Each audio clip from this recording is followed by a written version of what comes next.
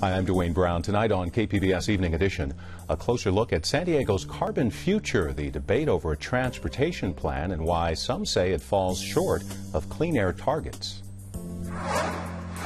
And a nearly $4 million reward for the recapture of escaped drug lord Joaquin El Chapo Guzman, pictured here in the latest photo from Mexican authorities. I'm Peggy Pico with the potential impact on drug trafficking and violence on both sides of the border.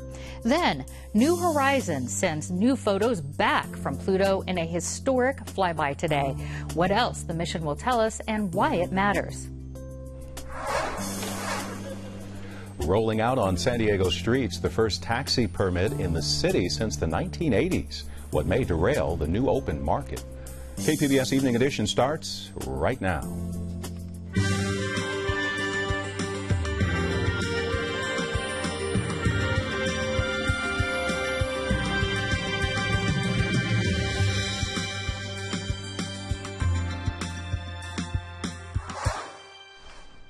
Hi, good evening. Thanks for joining us. It's a landmark deal that may reshape relations between Iran and the West. U.S. will submit a draft resolution to the UN Security Council to endorse the deal to rein in Iran's nuclear program.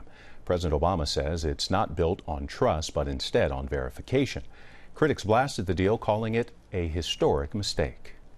This deal meets every single one of the bottom lines that we established when we achieved a framework earlier this spring. Every pathway to a nuclear weapon is cut off, and the inspection and transparency regime necessary to verify that objective will be put in place. Because of this deal, Iran will not produce the highly enriched uranium and weapons-grade plutonium that form the raw materials necessary for a nuclear bomb.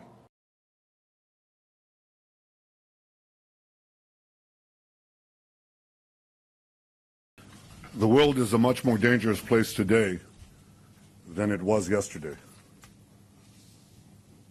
The leading international powers have bet our collective future on a deal with the foremost sponsor of international terrorism. Just hours after the agreement was made public, the White House launched a lobbying campaign on Capitol Hill. D.C. lawmakers there have 60 days to read the fine print and vote on it. San Diego Congressman Darrell Issa says the agreement is a bad deal. KPBS reporter Jean Guerrero found mixed reactions in San Diego's Iranian community. Some San Diego Iranians call it the start of a new era. Others are skeptical about the reach of the nuclear deal. But most of those we talked to were optimistic about what it means for their families and friends in Iran. I have some friends in Iran, so, I mean, if the relations get better, it could be easier for them to move here, you know, and I could get to see them again. I don't believe it's going to be very huge differences, but hopefully you always have hope. With this thing that happened, I'm so happy. It might lower the cost of the dollar, so that's a good thing for my family. It'll be very awesome to see that our families are in better life conditions. The end of sanctions is expected to make the cost of living cheaper in Iran and increase access to quality medicines and other import goods. Jean Guerrero, KPBS News. And we will have more analysis of this historic agreement on tonight's PBS NewsHour. That begins at 7. A judge says a UC San Diego student accused of sexual misconduct was not given a fair hearing. The court said substantial evidence did not support the claim. The ruling comes as college campuses across the country face greater scrutiny over the handling of sexual assault investigations. The state drought continues, but oddly enough, San Diego is just shy of reaching its 10-inch annual rainfall average. KPBS reporter Susan Murphy tells us what that means for our region. San Diego's unusual rain year began exceptionally dry. The combined rain total for January and February, typically the wettest months of the year, was less than an inch. Then came May, when Lindbergh Field received 2.5 inches. It was the second wettest May ever. National Weather Service meteorologist Alex Tardy says May's rains can be partially credited to a burst in El Nino activity. He says this year's accumulated rain totals are better than last year, but not as good as they sound. The number looks okay for San Diego County. but for the whole state, it looks horrible. Really what we're facing is 4-year deficit of 15 inches of rain. Tardy says the remaining summer will likely be dry with occasional small amounts of monsoonal moisture. He's optimistic about the forming El Nino and says San Diego could begin seeing frequent storm activity by the end of September. Susan Murphy, KPBS News. Team Pride on the line for today's City Council vote. The question whether to fund an environmental review for new Charger Stadium in Mission Valley. The price tag for that review, more than $2 million. Despite the Chargers leaving the table, the NFL wants San Diego to keep moving forward. Of specific importance to moving the ball forward is that we continue work on the environmental impact report to replace the stadium in Mission Valley. The council voted 6-3 to approve the plan. Todd Gloria, David Alvarez, and Marty Emerald voted against it. The report would gauge the impact of building a new stadium at the Qualcomm site in Mission Valley. The county's transportation plan doesn't go far enough to meet state standards to reduce greenhouse gas emissions without additional changes. SANDAG says it's not responsible for cutting all the carbon pollution we produce. KPBS reporter Claire Trageser tells us environmental leaders disagree. We definitely want to get questions answered and make sure you have a good understanding of what's included in the plan.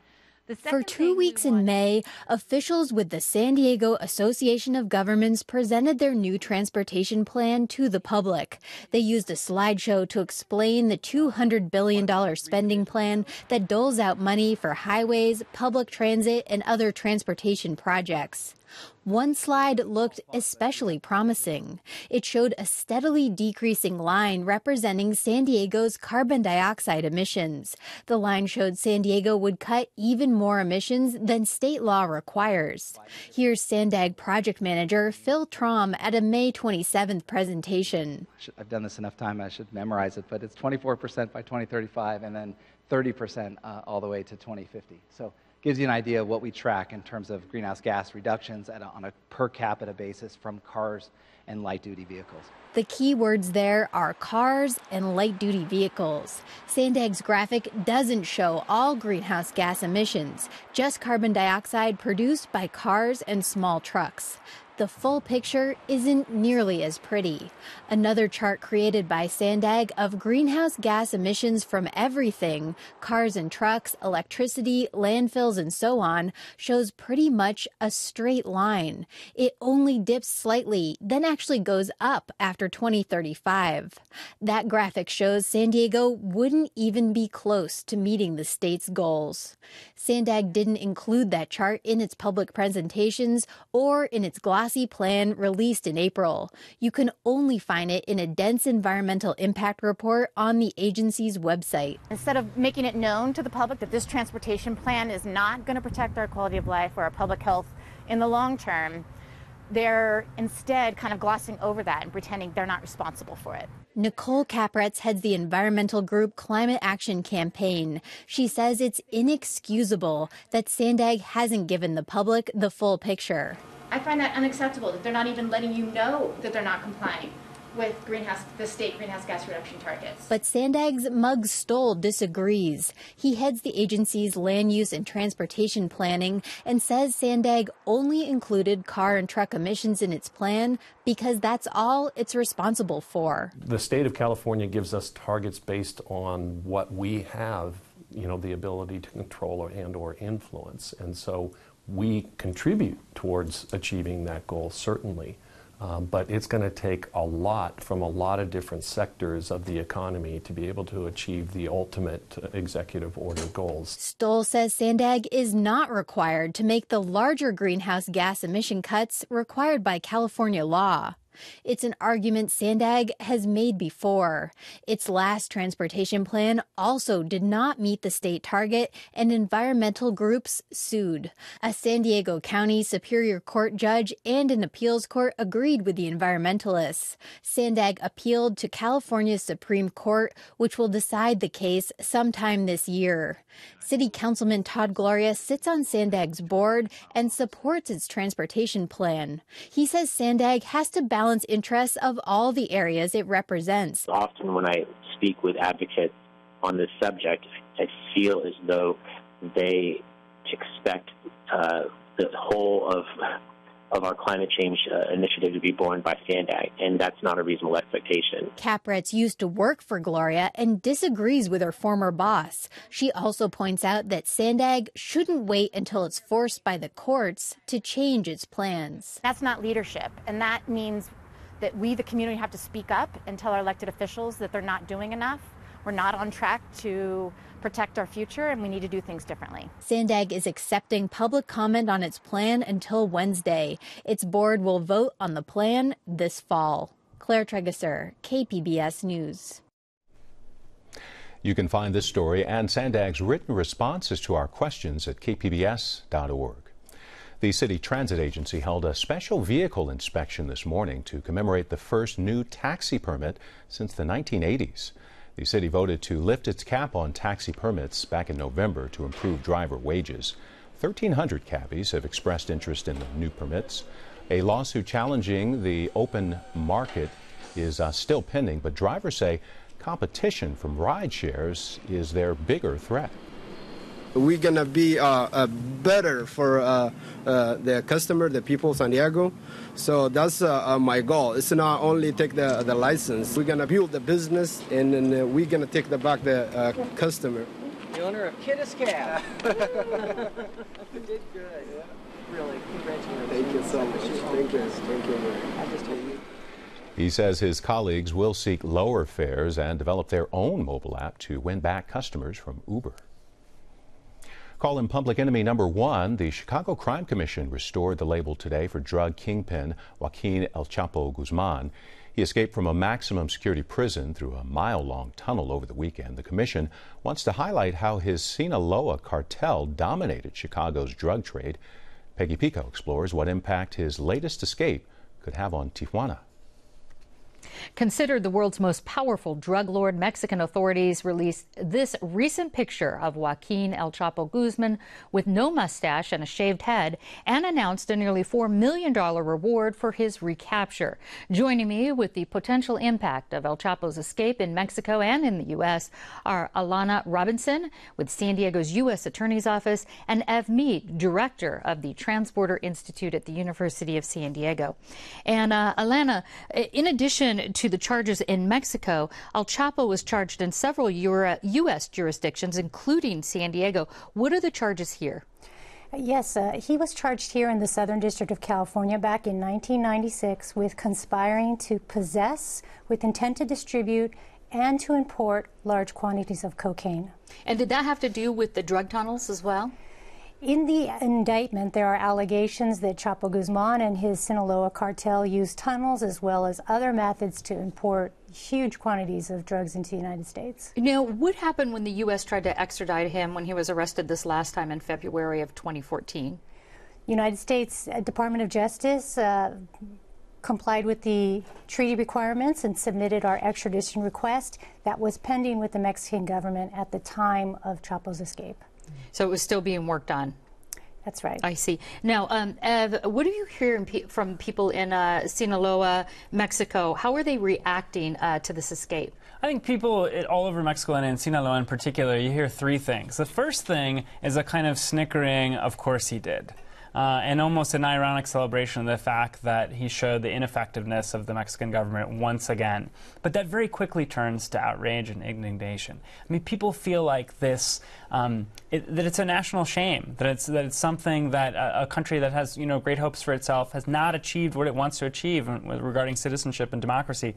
And then the third thing that you hear is uncertainty and fear. What does this mean? What's going to happen next? Is Sinaloa going to turn into a war zone? Is it going to be occupied by the Mexican military? So real fear and uncertainty. Well, that leads me to my next question, Ev, is how might this escape actually affect violence in Mexico, in border towns like Tijuana?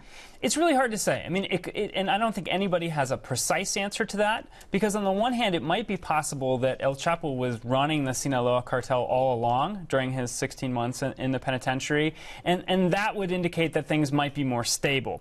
But it could be that that's not true, or it could be that someone tries to take advantage of the situation in one of the other cartels to unleash a new wave of violence, or it could just be that an escalation in Mexican law enforcement and a military solution to this occupying Sinaloa, for example, or occupying border towns that are transit routes for the Sinaloa cartel, could lead to a dramatic uptick in violence. Do you see that it could impact drug trafficking here in the U.S.? I don't think so. I think it's just more of the same. I think it's an indicator that the drug war we've been experiencing for the last 10 years continues unabated. And that's unfortunate, but I don't think it'll have a dramatic impact on the volume of drugs. And Elena, this isn't his first escape from prison, of course. It's the second time he's done this. Is the U.S. actually working with Mexican officials right now to try to recapture him? And if so, how?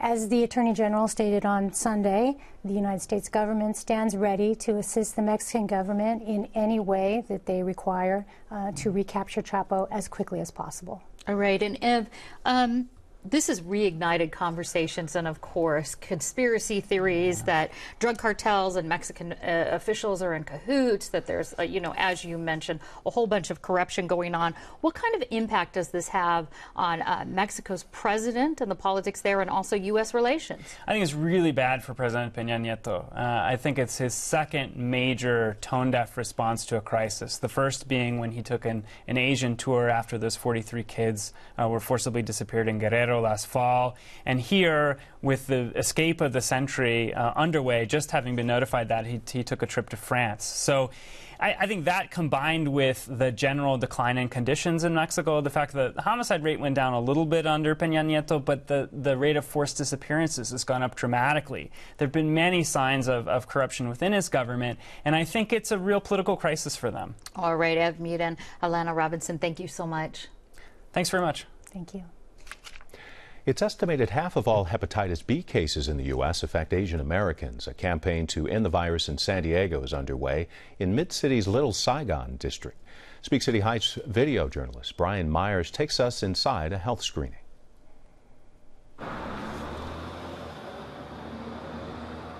Hepatitis B infects 2 million. Hepatitis C infects 5 million people. Those are big numbers. They're a leading cause of liver death, liver transplant, liver cancer in this country. And the Asian community is disproportionately infected or affected by viral hepatitis. Oftentimes, people don't talk about their diseases, and they are afraid that their bosses at the place of work will cite them out, and they may lose their job. You cannot get hepatitis B by hugging or kissing or holding hands or sharing food or utensils or glasses. B and C are blood-borne infections. So high-risk behavior, blood exposure, medical equipment that's dirty, those are places that hepatitis B and C are transmitted. Our job now is to prevent transmission with vaccine, change people's behavior, diagnose disease, link people to treatment. This is for both B and C. So far, we have screened about 3,000 more people in the San Diego area. Most hepatitis B and C is either asymptomatic or the symptoms are very general, very vague. They don't point to liver disease. So you really have to turn back to educating the community and doing blood tests in at-risk people. Obamacare, awareness, CDC, other important organizations are raising the number of people tested and diagnosed. This is actually working. Our ultimate goal is to eradicate hepatitis B and C. That can happen in the next few decades. It's going to take time and work and collaboration. It was an exciting day for space exploration. Scientists say the New Horizons spacecraft has made it to Pluto. Peggy Pico shows us what they hope to learn from this historic mission. It's been 9.5 years since New Horizons launched from Earth to Pluto, which is roughly 4 billion miles from Earth. The launch itself set a record for the fastest human-made object leaving the Earth, and while traveling through space at more than 31,000 miles an hour, making it the fastest moving spacecraft to date. New Horizons captured images and data from nearly 8,000 miles above the surface of Pluto, the farthest planetary mass in our solar system. Joining me with further details are my guests, NASA Solar System Ambassador and astronomer Jerry Hilburn, and Lisa Will, Professor of Astronomy and Physics at San Diego City College and resident astronomer at the Reuben H. Fleet Science Center. And Lisa, New Horizons has already sent back some stunning images of Pluto. We're looking at pictures that were taken before today's flyby. What do we already know about Pluto, and how is it different from other planets? Going into this, we already knew that Pluto was different from the planets in the solar system. And then, you know, Earth is like a big ball of rock and Jupiter's a big ball of gas. But we know that Pluto is sort of an ice and rock mixture. It's very different. But it's so far away and it's so small. In fact, it's smaller than our own moon that we haven't been able to see any detail before. Even with the Hubble Space Telescope, Pluto's only a few pixels across. So what we're seeing now is just amazing. We're seeing craters and icy regions. And that heart shape. That heart shape, yeah. That was surprising to see, but appears to be sort of a smooth region of perhaps carbon monoxide ice. We'll find out more as time goes on, and it's just amazing because we're seeing geology on Pluto for the first time. And we can see that because of the instruments on board. So, Jerry, what is on board, and what kind of data do you hope to collect? Well, there's a telescope on board that's a long-range instrument, has a camera attached to it that takes black and white pictures. There's another instrument that takes images in infrared and black and white called the Ralph. And then there's an ultraviolet spectrometer called Alice that's on board.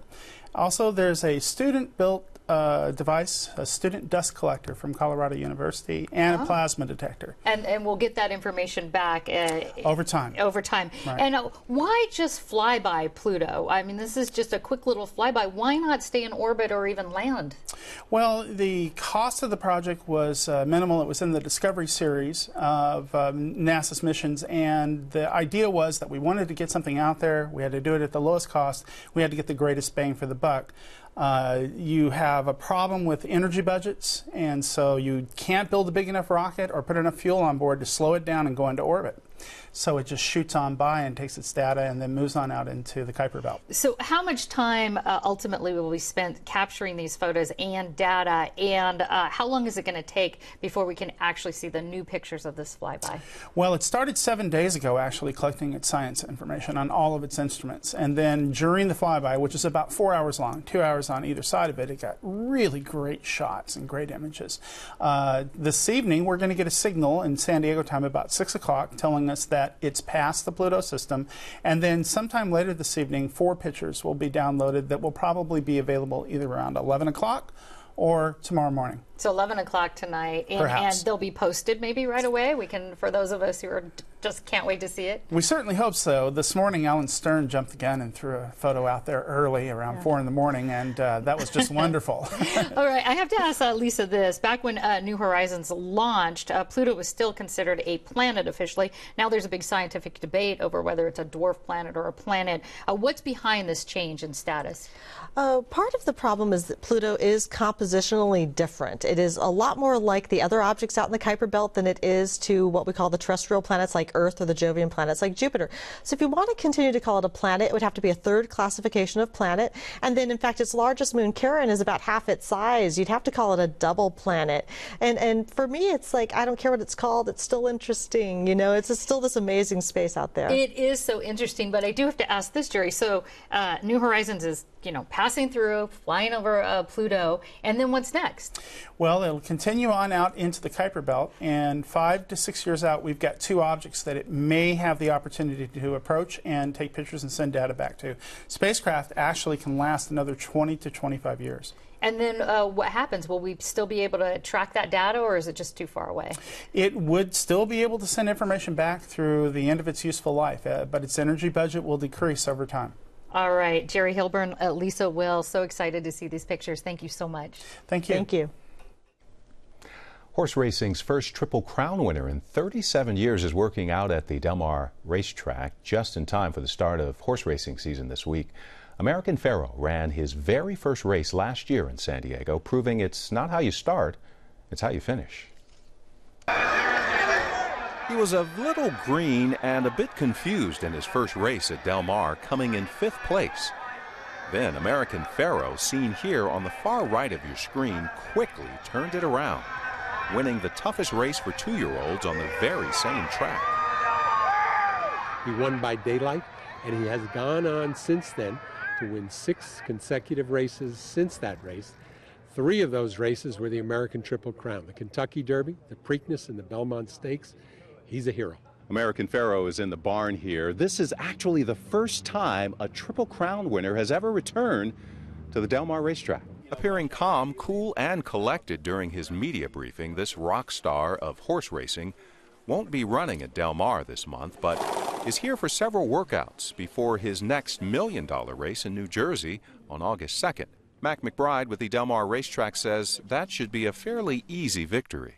That being the case, we think there is a chance his owner, his trainer, might consider coming back here at Del Mar 3 weeks later in our $1 million Pacific Classic and taking on older horses. McBride compares this 3-year-old colt to a teenager in terms of his life experience. I'll go to leave, but he won't want to go. And at the end of this year, this big kid will retire from horse racing and become a breeding stud.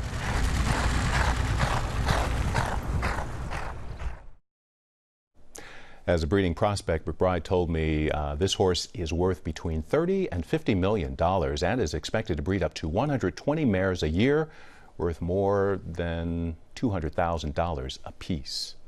Wow. You can find tonight's stories on our website, kpbs.org/evening edition. Thanks for joining us. You have a great night.